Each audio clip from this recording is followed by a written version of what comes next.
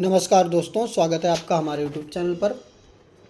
अगर आप चैनल पर नए हैं तो प्लीज़ चैनल को सब्सक्राइब कर लीजिए और अपने दोस्तों को शेयर कर दीजिए। चलिए फिर देर ना करते हुए डिक्टेशन शुरू करते हैं। डिक्टेशन शुरू होगी 5 सेकंड बाद।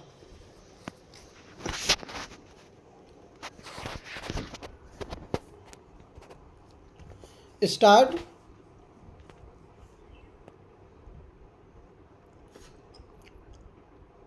स्पीकर महोदय, भारत में चिकित्सा शिक्षा में इस समय इसके प्रचार और इसमें प्रवेश की संख्या की आवश्यकता पर अधिक बल दिया जाता है। स्वास्थ्य शिक्षा की समस्याओं पर राष्ट्रीय आवश्यकताओं और समाज की स्वास्थ्य की आवश्यकताओं के संदर्भ में विचार किया जाना चाहिए कि किन किन तरीकों से उन्हें पूरा किया जा सकता है। भारत जैसे विकासशील देश में किसी अन्य विकसित देश की पद्धति का पूर्ण रूप से सफलतापूर्वक अनुकरण नहीं किया जा सकता। इस समय हमारी चिकित्सा शिक्षा पद्धति में लचीलेपन का अभाव है। अब भी हम ऐसे अत्यंत कठोर ढांचे के अंतर्गत कार्य कर रहे हैं जिसे चिकित्सा के क्षेत्र में हमारे पूर्वजों ने निर्धारित किया था। जब तक इसमें कुछ लचीलापन नहीं लाया जाता, प्रयोग की प्रक्रिया संभव नहीं है और समाज की तात्कालिक मांगों को पूरा करने के लिए चिकित्सक तैयार करना दुष्कर कार्य होगा।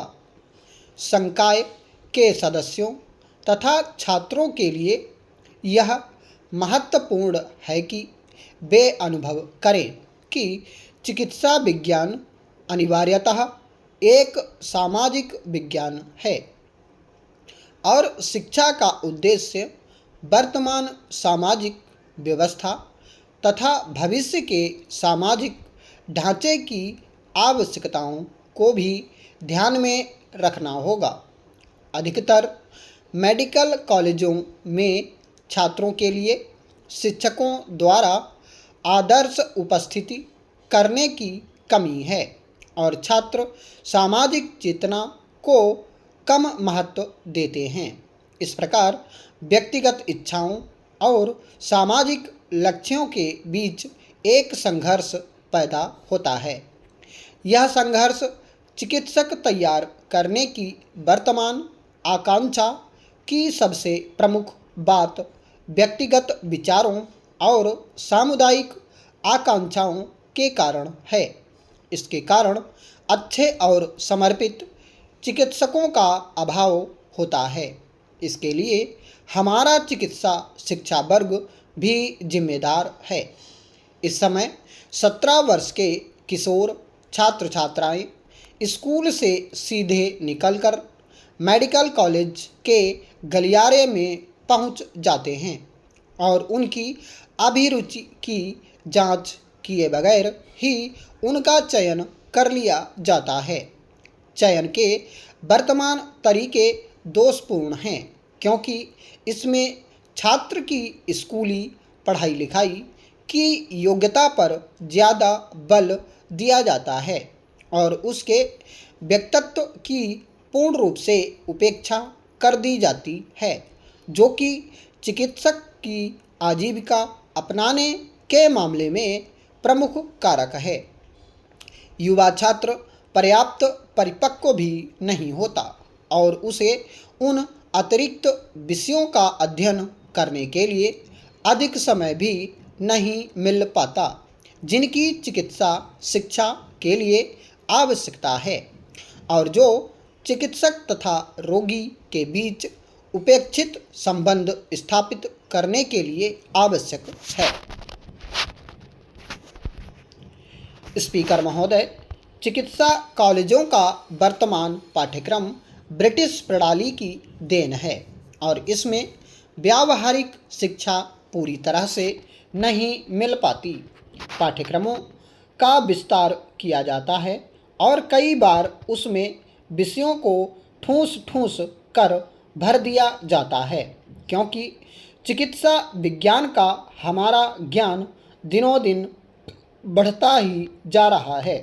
अधिकतर विषयों पर पाठ्यपुस्तकें दुगुनी हो गई हैं और कुछ तो आकार में तिगुनी भी हो गई हैं। इस प्रकार अस्पताल में वार्ड के काम, रोगियों की देखभाल तथा सेवा पर ध्यान न देकर पाठ्य पुस्तकों की ओर ध्यान जाता है, ताकि डिग्री प्राप्त करने और परीक्षा में उत्तीर्ण होने के लिए उस विषय का अध्ययन कर सकें। परंपरागत रूप से चिकित्सा शिक्षा के प्रारंभिक 1.5 वर्षों में बुनियादी विज्ञानों की शिक्षा दी जाती है। इस अवधि में छात्र को रोगियों से संपर्क करने का अवसर नहीं दिया जाता है, जबकि बाद में उसे उन्हीं रोगियों को समझना और उनका उपचार करना होता है। आयुर्विज्ञान कॉलेज में प्रवेश करने वाले नए छात्रों द्वारा शरीर रचना विज्ञान और शरीर क्रिया विज्ञान विभागों में शवों, कटे फटे अंगों, मेंढकों तथा कुत्तों के अंगों से भरे वातावरण में पढ़ाई की शुरुआत की जाती है। अभी तक चिकित्सा की पढ़ाई के जो परंपरागत तरीके अपनाए गए हैं और हमारे देश में जिनकी नकल की गई है, वे निरर्थक सिद्ध हुए हैं। चिकित्सा कॉलेज में प्रत्येक विषय के विभाग में इस बात की कोशिश की जाती है कि पाठ्यक्रम से कुछ ही घंटों में ज़्यादा से ज़्यादा क्या पढ़ाया जा सकता है और प्रत्येक विषय के केवल कुछ पहलुओं को जो चिकित्सा के लिए लागू किए जा सकते हैं, अन्य विषयों के साथ तालमेल के बिना और असंबद्ध रूप से समग्र रूप में पढ़ाने का प्रयास किया जाता है। इसलिए हमारी वर्तमान चिकित्सा शिक्षा प्रणाली में पाठ्यक्रम से पुराने तथा अनावश्यक विषयों के काफ़ी भागों को काटने छांटने की आवश्यकता है। समस्या यह है कि पाठ्यक्रमों के स्तर में गिरावट लाए बिना वैज्ञानिक विषयों की सभी बातों की शिक्षा देकर और अधिक संख्या में चिकित्सक तैयार करने की मांग को पूरा किया जा सके।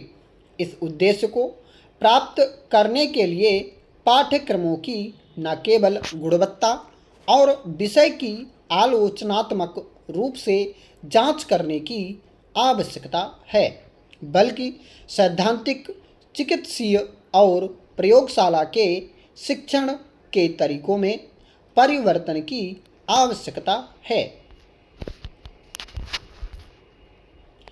बहनों और भाइयों, हम सब जानते हैं कि आज की सबसे बड़ी आवश्यकता यह है कि विकास की गति बढ़ाई जाए, क्योंकि आज हमें जिन समस्याओं का सामना करना पड़ रहा है और जिनकी इस सदन में भी कई बार चर्चा की गई है, जैसे बेरोजगारी, अल्प रोजगार, उद्योगों की अप्रयुक्त क्षमता, पिछड़े क्षेत्रों और जनता के पिछड़े वर्गों की दशा सुधारना, उनका एकमात्र हल यही है।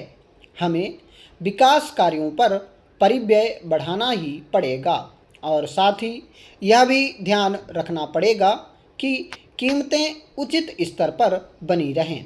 प्रस्तावित योजना की एक बहुत बड़ी विशेषता यह है कि इसमें स्थिरता के साथ विकास करने की बात कही गई है। स्थिरता बनाए रखने के लिए यह तय किया गया है कि कृषि उत्पादन में 5% की वार्षिक वृद्धि की जाए और समीकरण, भंडार या बफर स्टॉक बनाए जाएं।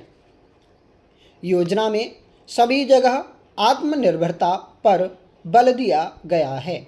यह इससे स्पष्ट हो जाएगा कि 2 वर्ष बाद अनाज का रियायती आयात पूरी तरह से बंद कर दिया जाएगा और शुद्ध विदेशी सहायता वर्तमान स्तर से आधी ही ली जाएगी।